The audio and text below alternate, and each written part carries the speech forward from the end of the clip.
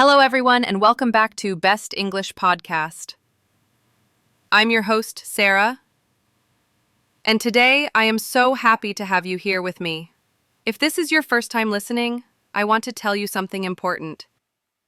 You did not find this podcast by accident. You are here because you want to grow, to learn, and to become a better version of yourself. And remember, you are not alone on this journey. Here, we learn together, step by step, every single day. We share useful and meaningful lessons because we believe that a little knowledge shared with love can truly change lives. So if you are ready to learn something new, to feel inspired, and to believe in your own potential, stay with us. Subscribe to this channel, give us a like, and let's walk this path of growth together, one day at a time. Now, if you are an English learner who wants to improve your listening skills, if you want to understand real conversations, and if you want to feel more natural and confident in English, then you are in the perfect place. Today, we will talk about a problem that many people face, procrastination. That means delaying things, waiting too long, and not starting when we should. We are going to explore how daily English listening practice can not only improve your language skills, but also help you stop procrastinating and take action in your life. And I promise you, this episode is not only about words. It is about understanding, feeling connected to the language, and using English in a way that feels natural, almost like talking with a good friend. So please, grab your cup of tea or coffee, get comfortable, and let's start this journey together. Let's begin with a simple question. What is procrastination? Procrastination means delaying something that you need to do. It is when you say to yourself, I will do it later. But later sometimes never comes. For example, imagine you have an English homework. You know it is important. You tell yourself, I will start in 1 hour. Then 1 hour passes, and you say maybe after dinner. Dinner finishes, and you say, okay, tomorrow for sure, and tomorrow becomes next week. That is procrastination. Now here is the truth. Almost everyone procrastinates sometimes. It is very human. But if you procrastinate too much, it can stop you from reaching your goals. It can stop you from improving your English, and even from growing in your life. I remember one of my students, her name was Maria. She wanted to practice listening every day, but each evening she told herself, I am tired, I will do it tomorrow. Weeks passed, but she never really started. Her dream was strong, but procrastination was stronger.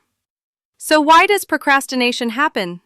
Often, it is because the task feels too big. Your brain says, this is difficult, this is scary, maybe later. Or sometimes you want it to be perfect. You think, if I cannot do it perfectly, then I will not do it at all. But here's the good news.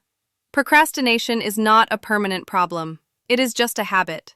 And like every habit, it can be changed. Let us now look at how procrastination affects your English learning. Imagine this. You want to improve your listening skills.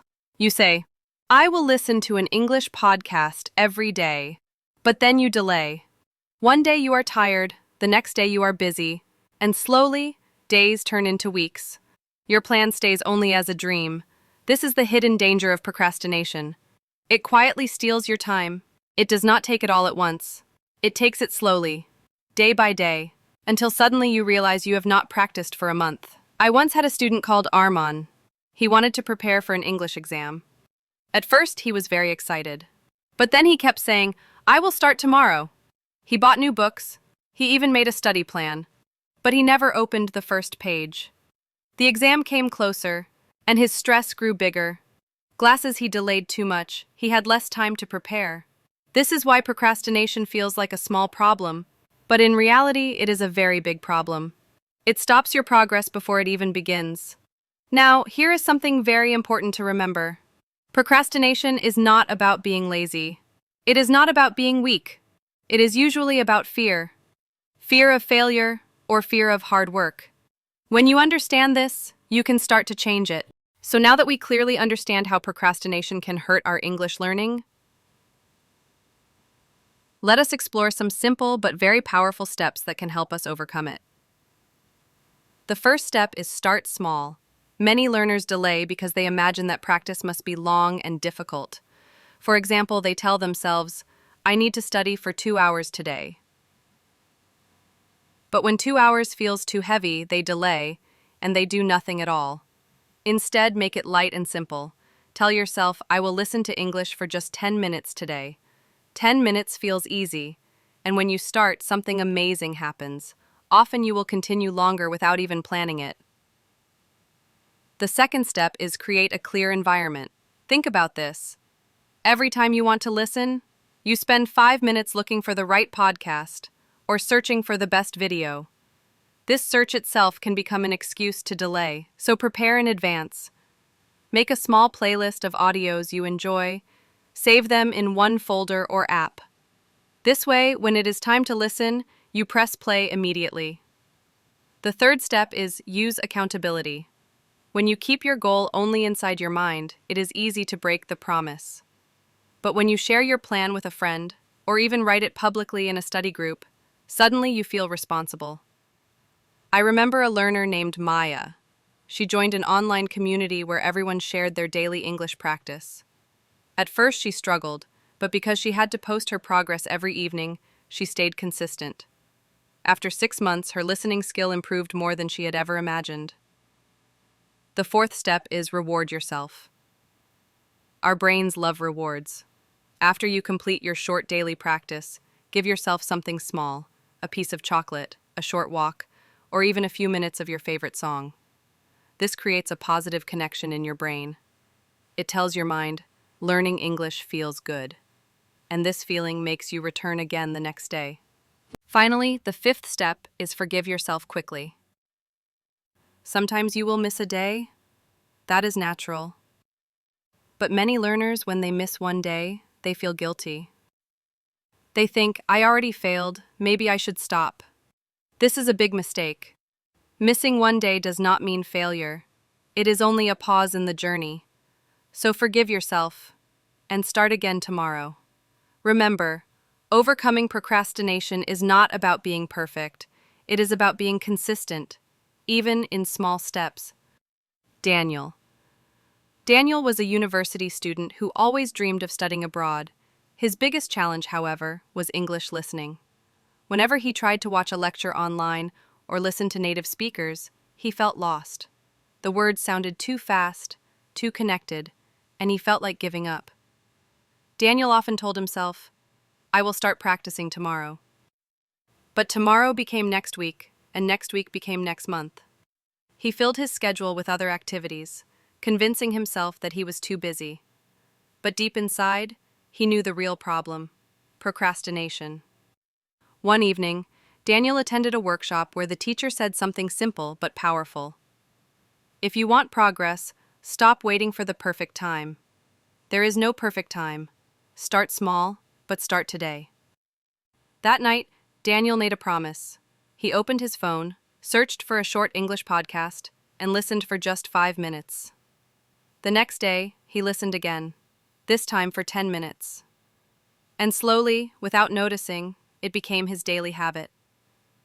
At first, Daniel struggled a lot. He could only catch a few words, and often felt frustrated. But he remembered the teacher's advice. Consistency is more powerful than perfection. So he kept going. To keep himself motivated, Daniel used the strategy of accountability. He told his best friend, every night I will send you a voice message in English, even if it's short. This simple rule gave him responsibility.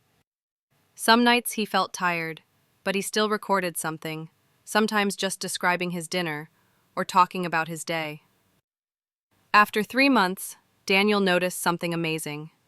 When he listened to podcasts, he began to catch not just words, but whole sentences. When he spoke, his words flowed more naturally.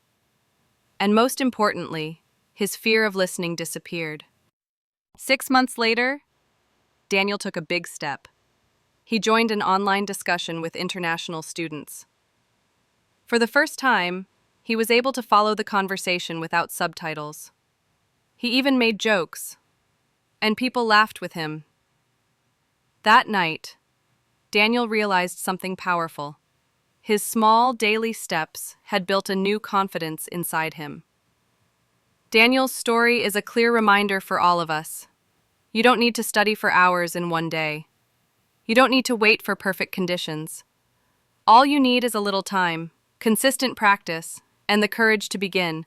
And maybe, just like Daniel, you will look back one day and say, I didn't just stop procrastinating. I built a new version of myself. Now that we have talked about stories and inspiration, let us move into practical steps. Because motivation is good, but action is even better. Here are 5 simple daily exercises you can start today. 1. The 5-minute rule. Tell yourself, I will listen to English for only 5 minutes. This rule tricks your brain, because 5 minutes feels so easy, almost too easy to skip. But very often, once you start, you continue for 10, 15, or even 20 minutes. So remember, start small, but start. 2. Shadowing with subtitles. Choose a short video or podcast with subtitles. Listen once without looking, then listen again while reading. Finally, play small parts and repeat the sentences exactly as you hear them. Copy the pronunciation, the rhythm, and the melody of the speaker's voice. This exercise is like training your muscles in the gym, except this time, you are training your listening and speaking muscles.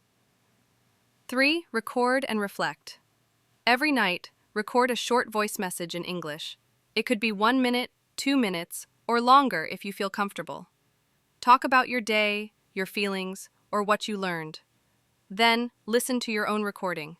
At first, it may feel strange, but it is powerful. You will notice the words you say well, and the places where you need more practice. 4. Accountability partner. Find a friend who is also learning English. Agree to send each other a short audio message every day. It can be funny, serious, or just casual conversation. What matters is not the topic, but the daily habit. When someone else is waiting for you, you feel responsible, and you are less likely to procrastinate. 5. Reward yourself. Finally, don't forget to celebrate small wins. After a week of daily practice, give yourself a reward. It could be watching your favorite series, eating something delicious, or simply enjoying the feeling of progress. Because progress is not just about discipline, it is also about joy. These exercises are not complicated. They are simple, clear, and effective. But only if you do them consistently. Remember, the biggest enemy of learning is not difficulty, it is delay. And the cure for delay is daily action, even if it is small. Number 7, use the 2-minute rule. This is a very famous rule. It says, if a task takes less than 2 minutes, do it immediately. Why? Because small tasks often become big problems when we delay them. For example, answering one email takes 2 minutes. If you wait, tomorrow you will have 10 emails. Cleaning your desk takes 1 minute. If you wait, in 3 days, the desk will be full of papers and mess. The 2-minute rule makes life lighter. It removes the heavy feeling of unfinished work. Number 8, change your mindset about failure. Many learners procrastinate because they are afraid to fail. They think, what if I make a mistake? What if my work is not perfect? So they delay again and again. But listen carefully. Failure is not the enemy. Failure is a teacher. Every mistake shows you what to improve. When you accept mistakes as part of learning, you stop being afraid. And when fear disappears, procrastination loses its power.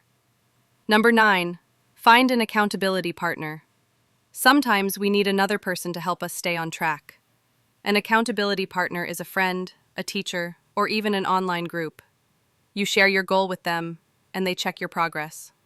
For example, if you promise your friend, I will study English for 20 minutes every evening, your friend will ask, did you do it? This simple question gives you motivation, because you don't want to disappoint your partner. Many learners have told me that this method changed their study habits. They felt supported, not alone. Let's bring everything together. Today, we talked about how to stop procrastinating. We discovered simple but powerful rules. Break tasks into small steps. Use the 2-minute rule. Change your mindset about failure. And find an accountability partner. All these strategies are not just for work or study. They are for life. Because procrastination steals our time. And time is the most valuable gift we have. So, what should you do now? Take one idea from this episode, just one, and practice it today. Maybe you clean your desk. Maybe you answer one message. Maybe you start that English podcast you wanted to listen to. Do something small right now. Because small actions done daily build big success. And remember, you are not alone. We are walking this journey together. So please, if this episode helped you, give it a like, subscribe, and share it with a friend. That way, you also help others to stop procrastinating and grow with us. Thank you so much for listening. Stay strong, stay positive, and keep learning English every single day. This was the Best English Podcast, and I will see you in the next episode.